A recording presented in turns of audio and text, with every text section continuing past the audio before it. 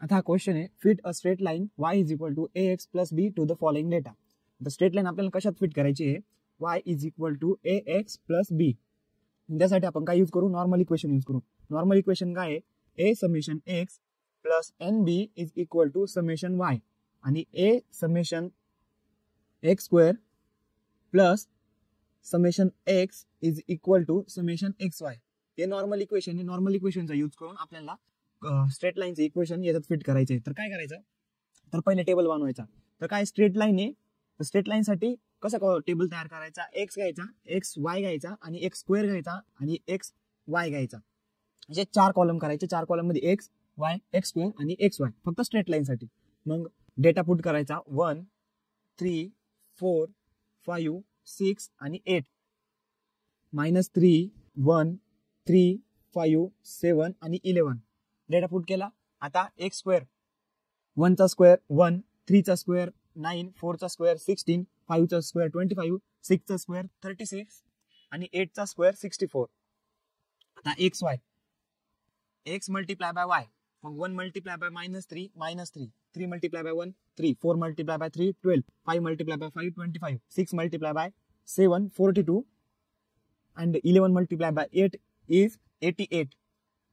Table तयार झाला. एकदम सिंपल कॅल्क्युलेशन आहे, तोंडी पण करू शकता. झालं. आता टेबल मधले आपल्याला व्हॅल्यू फाइंड करायची आहे, समेशन एक्स समेशन वाय समेशन एक्स स्क्वेअर आणि समेशन एक्स वाय. त्यासाठी काय करायचं, कॅल्सीट मध्ये मोड बटन प्रेस करायचं, 3 प्रेस करायचं आणि a प्लस बी एक्स म्हणजे 2 प्रेस करायचं स्टॅटिस्टिक्स. त्याच्यामध्ये व्हॅल्यू पुट करायच्या. एक्स ची व्हॅल्यू 1 एंटर बटन म्हणजे इज इक्वल टू करायचं, 3 is equal to 4 is equal to 5 is equal to 7 is equal to आणि 8 इज इक्वल टू झाले. आपले 6 आले.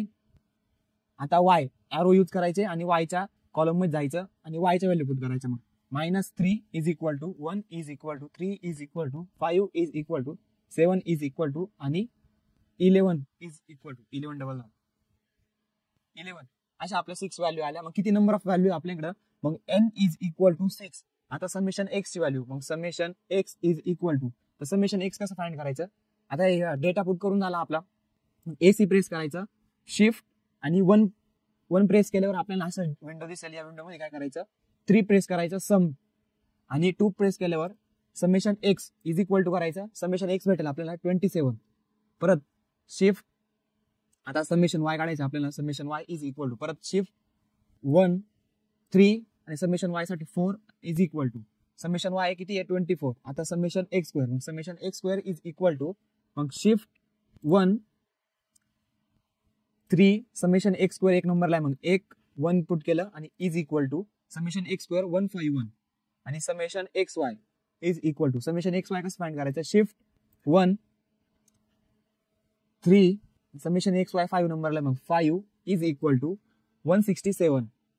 आले आपल्या सगळ्या व्हॅल्यू ज्या आपल्याला नॉर्मल इक्वेशन मध्ये पुट करायच्या त्या सगळ्या व्हॅल्यू भेटल्या.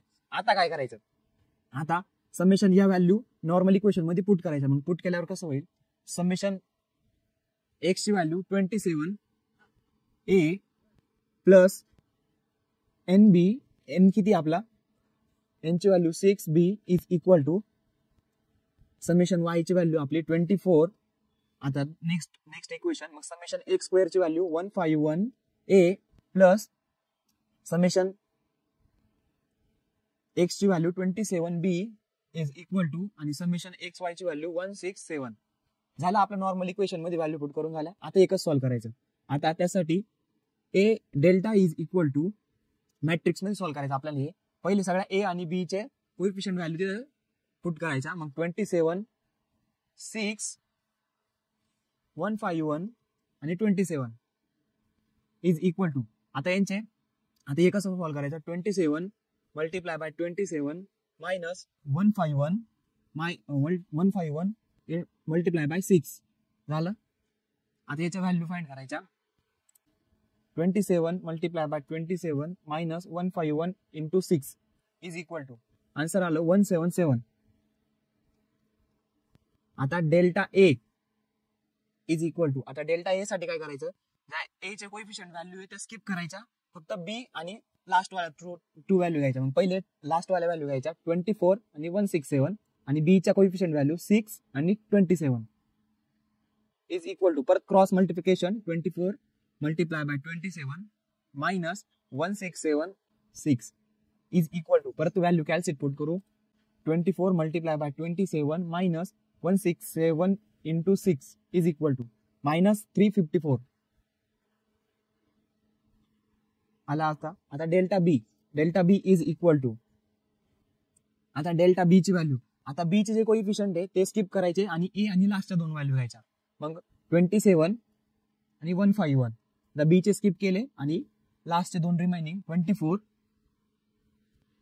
आणि 167 इज इक्वल टू परत तेच 27 मल्टिप्लाय बाय 167 क्रॉस मल्टिप्लाय केलं मायनस लास्ट उरलेला time 151 multiply by 24 is equal to परत कॅल्सी मध्ये व्हॅल्यू टाकू 27 multiply by 167 minus 151 multiply by 24 is equal to 885 झालं. आता या व्हॅल्यूवरून आपल्याला ए आणि बी ची व्हॅल्यू फाइंड करायची. मग a is equal to delta a divide by delta is equal to आता डेल्टा ए ची व्हॅल्यू -354 डिवाइड बाय डेल्टा ची व्हॅल्यू -177 इज इक्वल टू आता या व्हॅल्यू इथे टाकू -354 divide by -177 is equal to 2 option आहे 2. आता बी ची value b is equal to delta b divide by delta is equal to delta B ची value 885 divide by delta ची value -177 is equal to परत कॅल्सी टाकू 885 divide by -177 is equal to -5 आला. आता या व्हॅल्यू आपल्याला स्ट्रेट फिटचं आपण जे इक्वेशन दिले ते इक्वेशन लिहून घेऊ. y is equal to ax plus b हे आपलं स्ट्रेट लाईनचं इक्वेशन आहे. आता याच्यात त्या व्हॅल्यू पुट करू. मग y is equal to a ची value 2x plus plus cancel होऊन जाईल प्लस मायनस मायनस. आता मायनस व्हॅल्यू कोणती आपली -5 हे झालं आपलं स्ट्रेट लाईनचं इक्वेशन म्हणजे आपला आन्सर. आता हेच आन्सर कॅल्क्युलेट कसं काढायचं. आपण जो डेटा पुट केला होता स्टॅटिस्टिक्स मोड मध्ये हा डेटा पुट केला होता आपण सगळा. आता या डेटावरून कसं आन्सर काढायचं AC परत शिफ्ट 1 प्रेस करायचं 5 प्रेस करायचं आणि 1 प्रेस करायचं इज इक्वल टू करायचं. A ची व्हॅल्यू भेटली A ची व्हॅल्यू -5 परत B ची व्हॅल्यू भेटेल आपल्याला परत शिफ्ट 1 परत 5 प्रेस करायचं आणि B साठी 2 प्रेस करायचं is equal to B is equal to 2. आता कॅल्सी मध्ये काय आहे कॅल्सी मध्ये जेव्हा आपण आन्सर करतो तेव्हा हे प्रत्येकाची इंटरचेंज करायची एकमेकांसोबत. कॅल्सी मध्ये A ची व्हॅल्यू आहे ते ऍक्च्युअली B असते आणि जी B ची व्हॅल्यू आहे ते ऍक्च्युअली A असते. मग B ची व्हॅल्यू आपल्याला भेटेल -5 आणि A ची व्हॅल्यू भेटेल 2. या व्हॅल्यू वर आपल्या आलेल्या त्या सेम आहे म्हणजे आपला आन्सर बरोबर आहे. तर तुम्हाला व्हिडिओ आवडला असेल तर तुमच्या मित्रांपर्यंत शेअर करा, तुमच्या व्हॉट्सअप ग्रुपमध्ये पण शेअर करा. इंजिनियर एक्सप्लेन चॅनलला सबस्क्राईब करा. Thank you so much for watching.